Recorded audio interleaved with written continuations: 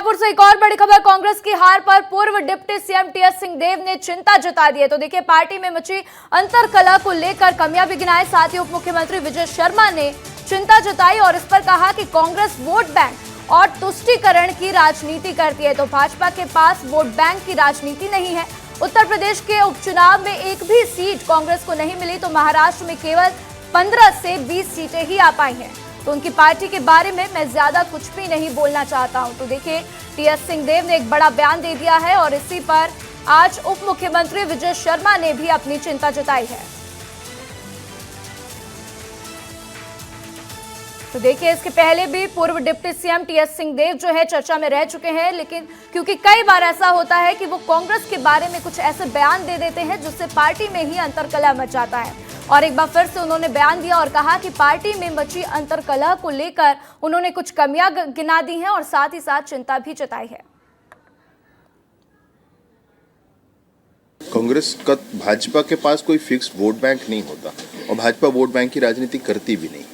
मेहनत हर बार भाजपा की सरकारों को, भाजपा के लोगों को करना होता है, दोबारा अगर आना है तो, इसलिए ऐसा है। कांग्रेस वोट बैंक की राजनीति करती है, तुष्टीकरण की राजनीति करती है, इसलिए टिकी हुई है, इसलिए वो कर रही है। वो गलत है राजनीति का तरीका, परंतु वो उसी आधार पर उन लोग कर रहे हैं। वो कितनी भी बड़ी संख्या हो जाए, अगर अनुशासन नहीं है तो कुछ नहीं हो सकता। तो देखिए, डिप्टी सीएम का कहना है कि भाजपा जो है, पूर्व डिप्टी सीएम टीएस सिंहदेव कह रहे हैं कि भाजपा के पास वोट बैंक की राजनीति नहीं है। तो वहीं विजय शर्मा का कहना है कि उत्तर प्रदेश के चुनाव के रिजल्ट देख लीजिए, एक भी सीट जो है कांग्रेस के पास नहीं आई और महाराष्ट्र में सिर्फ और सिर्फ 15 से 20 सीटें ही आई हैं। तो इसके साथ कहना है कि कांग्रेस जो है वोट बैंक और तुष्टीकरण की राजनीति करती है। तो इस खबर पर ज्यादा अपडेट के लिए मेरे सहयोगी रोहित मिश्रा मेरे साथ जुड़ चुके हैं, उनका रुख करते हैं। रोहित, कांग्रेस वोट बैंक और तुष्टीकरण की राजनीति करती है, बार बार इस तरीके के बयान बीजेपी की तरफ से सामने आते हैं। आज फिर विजय शर्मा ने इस बयान को देकर चिंता जता दी और कह दिया है कि लगातार कांग्रेस में अंतर्कलह मच रहा है। क्या चल रहा है कांग्रेस में, क्या आपके सूत्र बता रहे हैं रोहित?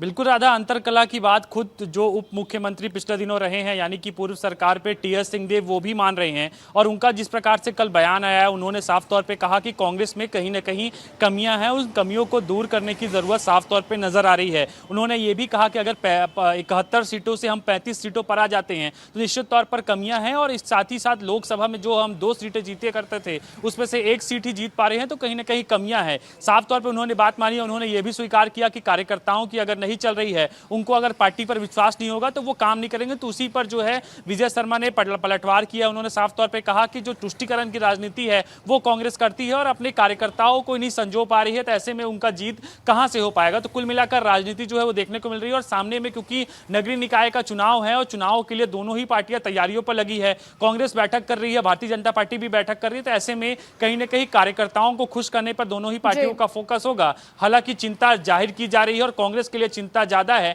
क्योंकि अक्सर मतभेद की स्थिति कांग्रेस में दिखाई देती है। पिछले दिनों भी दीपक बैस जब बैठक करने गए थे तो उस दौरान भी जो है वो लड़ाई झगड़े की स्थिति देखी थी, गाली गलौज की स्थिति जो है वो बिलासपुर में बन गई थी। महासमुंद में इसी तरीके की स्थिति देखने को मिली। तो कांग्रेस के लिए एक चुनौती है, हालांकि देखना होगा कैसे चुनौती को पार पाती है बिल्कुल रोहित, और इसीलिए बार बार सवाल भी उठते हैं कि कांग्रेस में अंतर्कलह की स्थिति बनती जा रही है और उसको सुलझाने के लिए कोई भी कदम नहीं उठाए जा रहे हैं। मेरे साथ जानकारी साझा करने के लिए आपका शुक्रिया रोहित।